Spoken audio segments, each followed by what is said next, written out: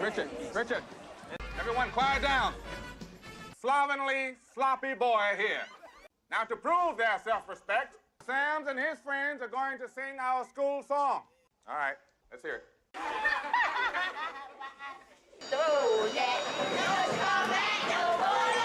I'm working my ass off for you. Took the demotion. I'm doing my job, or I will kick your black ass. You are suspended, sir. God damn it! Ah! What is going on? Mr. Darnell is suspended. At Eastside High in Paterson, New Jersey, in 1960, there was a dedicated teacher named Joe Clark.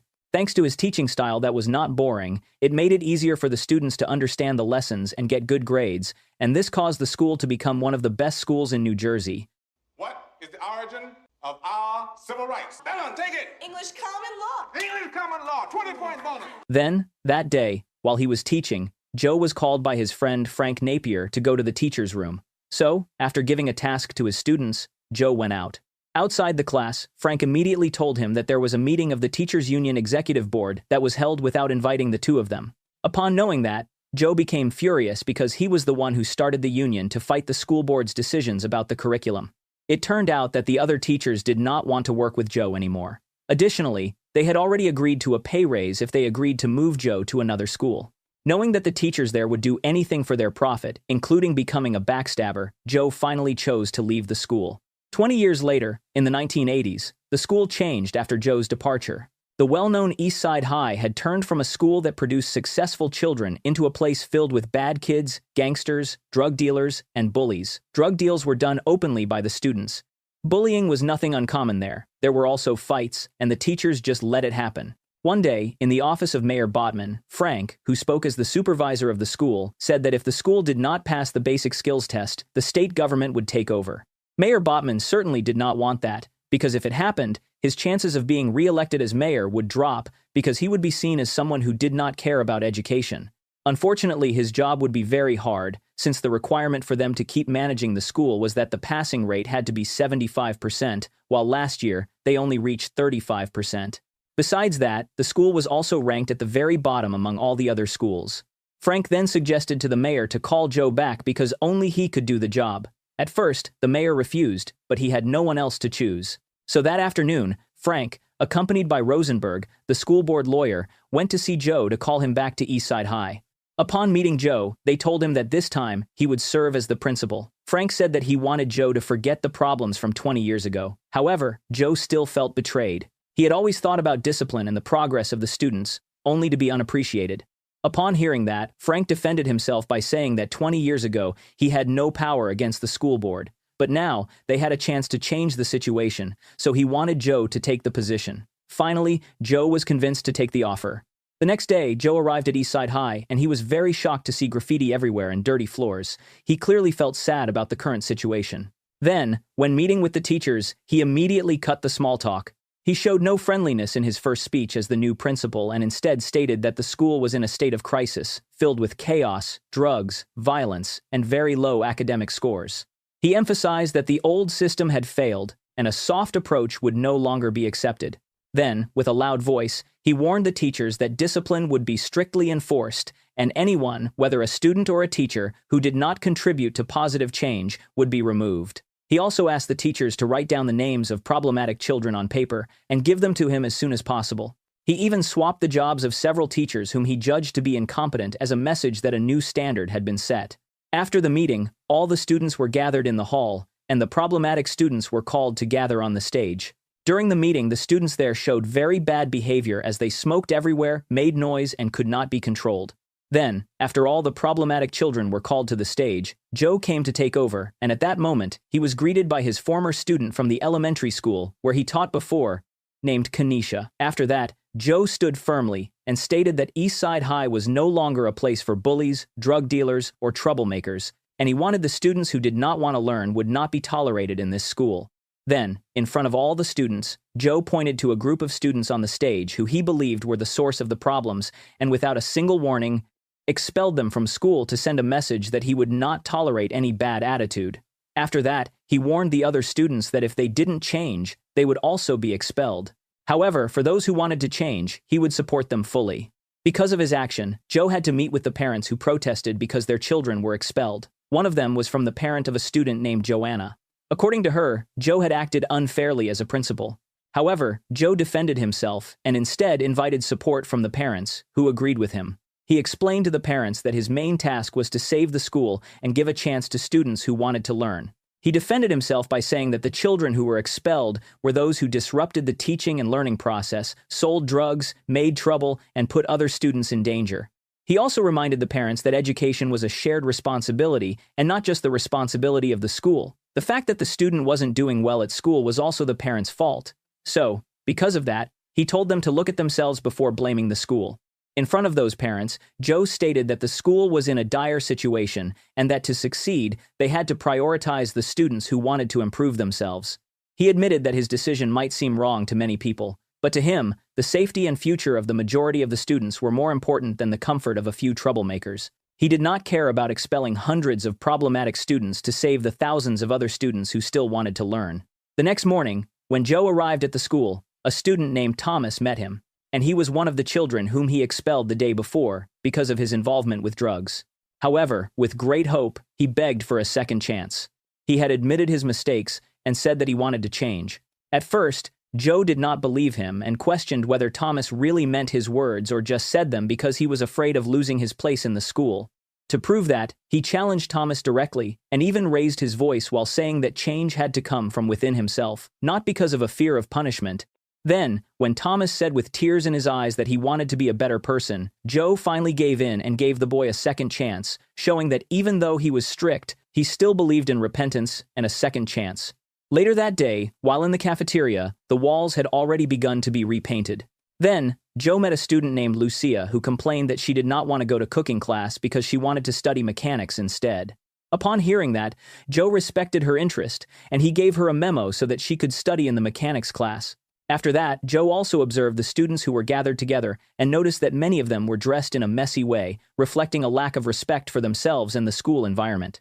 Because of that, he asked everyone to be quiet and began to speak with a serious tone. He explained to them that the way they dressed was a reflection of self-respect. So he said that, if they wanted to be respected, they had to learn to respect themselves first, including their appearance. Then, to make sure they didn't do their mistake again, he punished them by telling them to sing the school anthem. At that time, Joe suddenly scolded a teacher named Darnell because he moved while the school anthem was being sung and told him to go to his office. Meanwhile, the students who did not know the school anthem were suspended for 3 days, and he told the other students to memorize it as well. Afterward, Joe met a music teacher named Elliot and asked her to teach the students the school anthem. However, Elliot, who was focused on teaching the choir, ignored him. Because of this, Joe became angry with her because he did not like being ignored in front of the students. They then had a big argument that led to Joe canceling the plans for Elliot and the students to participate in a concert. However, Elliot kept arguing, and in the end, Joe fired her.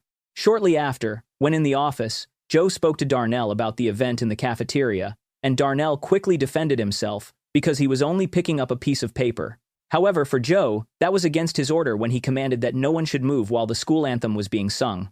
Darnell was actually annoyed because his position as the football coach had already been replaced by another teacher, and now he was being scolded for a small thing, so he left the office in anger. Soon after, the vice principal, Levius, reminded Joe that he could not act like that. She told him that he could not punish students and scold teachers whenever he wanted. However, Joe stayed firm in his attitude.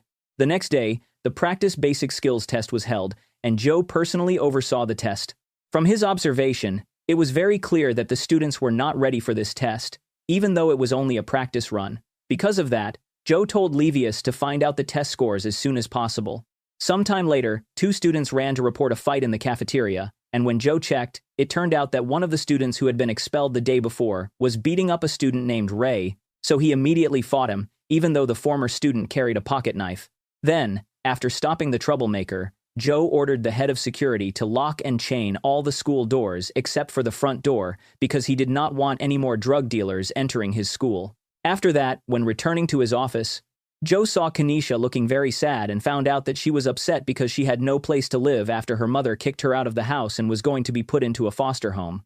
Upon knowing that, Joe invited Levius to go to Kanisha's house to meet her mother. Upon meeting her, a tense conversation happened between Joe and Kanisha's mother about Kanisha.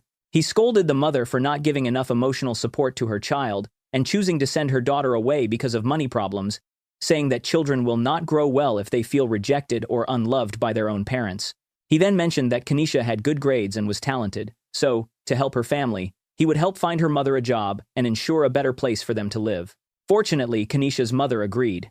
That night, Joe was called by Frank to talk seriously after receiving many complaints from parents, especially Joanna, who still couldn't accept that her child was expelled. She and the other parents thought that Joe acted too rashly when he handled discipline at the school. They complained about things like chaining the school doors, kicking out students in public, and being rude to the teachers. The media even called him Crazy Joe for his actions. Frank then scolded Joe and tried to explain that extreme actions like those could put his position in danger and threaten the school legally or politically. He reminded him that they had bosses, and Joe could not act as if he were immune to criticism or rules. However, Joe, on the other hand, felt misunderstood, so he defended his actions by saying that normal ways did not work anymore, and a firm approach was very necessary to save the school and the students from total failure.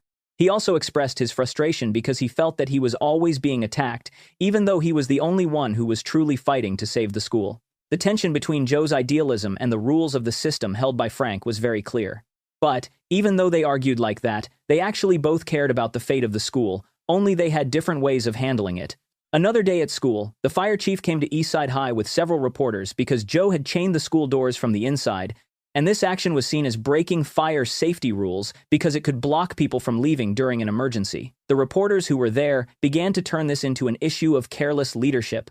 But Joe, with his usual style, defended his decision by saying that the chains were needed to keep intruders and drug dealers from entering the school, as his main priority was keeping the students inside the school safe. However, that statement made him even more cornered because even though his goal was good, his methods were not seen as correct. They said, "Just let it go, like it's that simple, like it's free." So I took the hurt outside and turned it into repeat. Not to impress anyone, not to win a fight online, just to prove to my own chest I can restart my life. Now I'm back in the ring of it. Same heart, new rhythm. I became the champion once again. No miracle, just minutes. And I showed the world one clean thing. Strong determination can turn a tragedy into a great victory. Yeah, it can, it did. Now I'm back in the ring of it. Same heart, new rhythm. I became the champion once again. No miracle, just minutes. And I showed the world one clean thing. Strong determination can turn a tragedy into a great victory. Yeah, it can, look and let them talk about the fall. I remember the climb, how it felt to breathe through pain and still show up on time. I didn't move on overnight, I moved and moved again. That's the whole secret, that's how it ends. Now I'm back, not untouched, just unbroken. I became the champion.